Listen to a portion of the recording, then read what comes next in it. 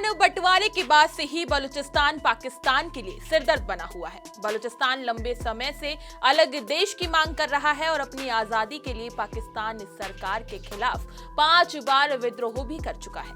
नमस्कार, मैं हूं आपके साथ अंशु और आप देख रहे हैं punjabkesari.com।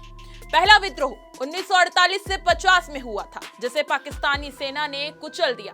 इसके बाद बलूच लड़ाकों ने समय समय पर पाकिस्तान के खिलाफ युद्ध छेड़ा, लेकिन उन्हें नाकामी हाथ लगी। बलूचिस्तान की आजादी के लिए सबसे हालिया विद्रोह 2005 में शुरू हुआ था, जो अब तक जारी है। बलूचिस्तान की आजादी के लिए लड़ रही बलूच लिबरेशन आर्मी यानी BLA ने पाकिस्तानी सेना को बहुत नुकसान पहुंचाया है। हाल ही में इन लड़ाकों ने जाफर एक्सप्रेस ट्रेन को हाईजैक कर कई सेना के अधिकारियों तक को बंधक बना लिया था। अब सवाल यह है कि अगर बलूचिस्तान लंबे समय से अलग देश घोषित किए जाने की मांग कर रहा है, तो उसे इसके लिए कहां अर्जी लगानी होगी? किसी देश को नए देश की मान्यता कैसे मिलती है? चलिए जानते हैं।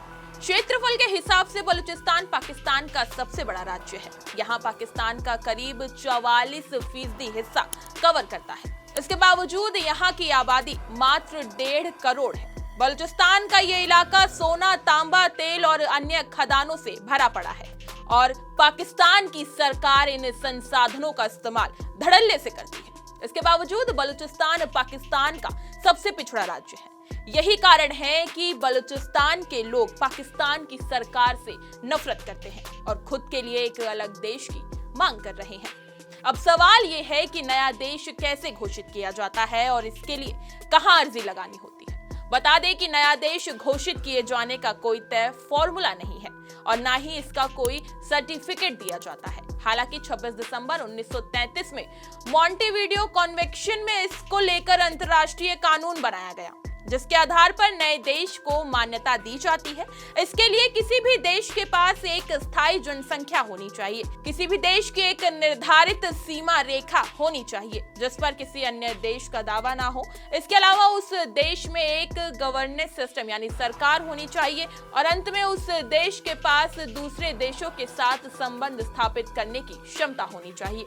जाहिर है कि अगर किसी क्षेत्र को नया देश घोषित करना है, तो उस देश को इस क्षेत्र पर से दावा छोड़ना होगा, जिसकी सीमा में वो क्षेत्र पड़ता है। इसके लिए दोनों के बीच समझौता होना जरूरी है। ऐसा पाकिस्तान और बांग्लादेश के निर्माण में हुआ, जब भारत के उत्तर पश्चिम और उत्तर पूर्व के हिस्से अलग हुए थे। ये भारत की स्वीकृति के बिना नहीं होना था। इसके लिए समझौते पर हस्ताक्षर किए गए थे। इसी तरह की तमाम खबरें और लेटेस्ट अपडेट्स के लिए बने रहिए हमारे साथ और देखते रहिए punjabkesari.com।